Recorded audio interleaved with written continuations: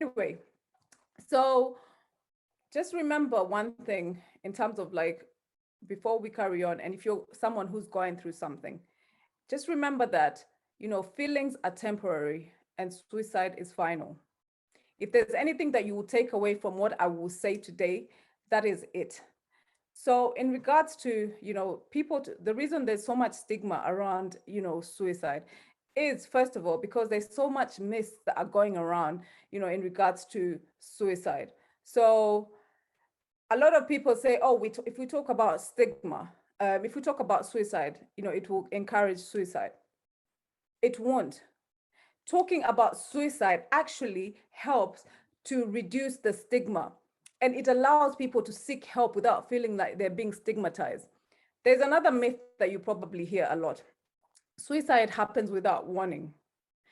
Studies have shown that actually a suicidal person will give warning signs. So it's very important. And as you sit here today and as you listen, to know that the signs, what you need to be looking out for. And the way that you can do this is through education, opening up your mind to find out more about suicide, what it means. Today, you'll just get nuggets. But I hope that when you come out of today, you will go and look, have the research, do what you need to do to find out more about suicide. When somebody commits suicide, the police would come and whoop the cops or something of that sort, because there's lack of awareness. You know what I mean? And people would be like, oh, that person is gone, and that's very selfish. There is a lot of things around. This is a story I've told you, is a story of a man, of a young, he would have been a man right now, that grew up in a very normal household that had everything going, a very loving family that loved him so much. But deep down inside, he had his own demons that he was suffering from, and people were not able to see it. And we lost a life because he wasn't able to come up and maybe talk about his mental health. We lost a life because he wanted the pain to end. Let's start spreading love, let's start loving one another. If we all check on each other, if we all listen, when people speak to us, take time to listen, because in there sometimes there could be a message, a message that will help you prevent. We can prevent suicide. Death is inevitable, but we can actually prevent suicide. My name is Muta Makaka, and I'm done speaking. High self-esteem, some have low self-esteem, and they end up, birthing suicidal thoughts and intuitions. And I thought it was important for me to just address it from a self-esteem point of view. Now, like I mentioned, self-esteem to me is your opinion of yourself. And in most cases, people with low self-esteem are unhappy or unsatisfied with themselves. And most, if not all the time, they actually consistently question their worth. Like they normalize asking those questions like, do I really deserve to be here? What if I just remove myself from the equation? I'm pretty sure everyone else will be okay. They constantly doubt who they are. And this is not something to take lightly, because I have friends who definitely went through this, and it makes it a bit, for lack of a better term, personal for me to address it from this perspective, because they got help in time. They got help in time, and it really just was important for them to know that they are worthy and they are priceless, and no one else can take that away from them. Suicide. We need to remove the stigma that surrounds mental health. Mental health is not whether or not you are facing a particular condition, whether it's schizophrenia, whether it's being bipolar. Mental health is literally what it's like to be in your own head. We spend most of our time in our heads, guys. And we have to realize that if that's the place we're going to spend most of our time in, it has to be habitable. And more times than less, it's not. So I'd love for us to even reshift, refocus. It shouldn't be mental health, it should be mental wellness, because your mind is your home. And if it's not okay, you're not okay. So those are my first three disclaimers. I'll go quickly into my experience with suicidal ideations rather. I was suicidal without knowing it, and it was a very slippery slope. The best way I can describe it is being depressed and having a situation where it felt like the world had gone from being in color to gray. And I had a plan and everything. I was ready. I knew what I was going to do. And the person who stepped in to help me and assist me was my aunt. She'd gone through multiple surgeries, had scar tissue, and was constantly and chronically in pain. So the side effect of constantly being in pain is depression.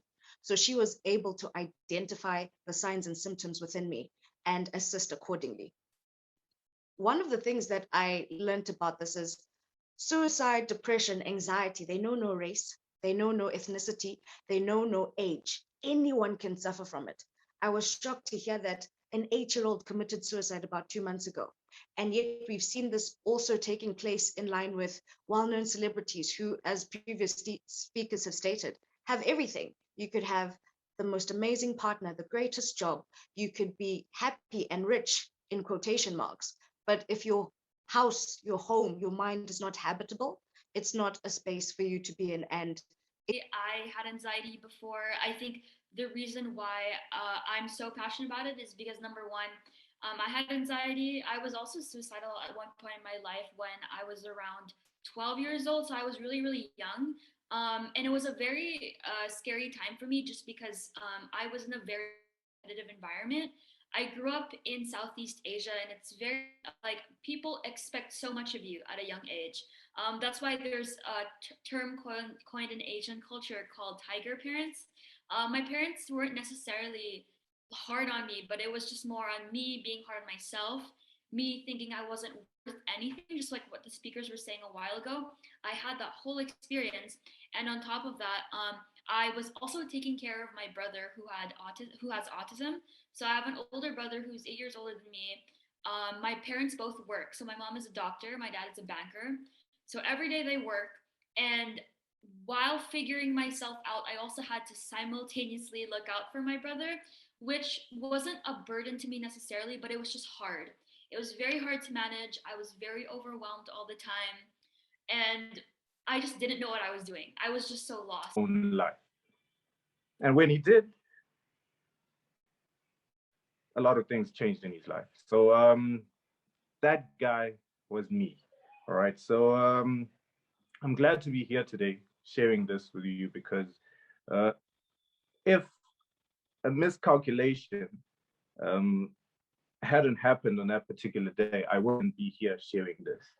And when it happened, soon after it happened, you know, a lot of things started opening up. There was a lot more clarity in my life. There was a lot more solutions, you know. I'm not sure if this happens to everyone else, but the event that led me to actually do the act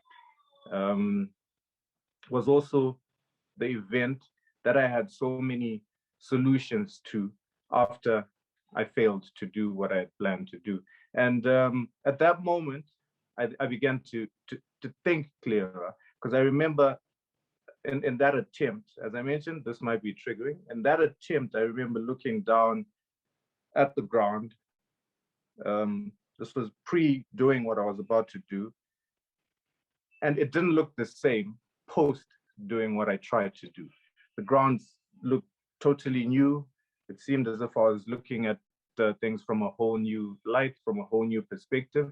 And at that moment, I realized that suicide is not the answer. And I'm glad that miscalculation happened, and I'm glad I'm here today, as I mentioned. But it also then led me from that point in my life to ask a few more questions, you know, and that sort of allowed me to begin my journey with mental health advocacy. Although at that time, I was clueless of what I was getting myself into and what mental health was and all that.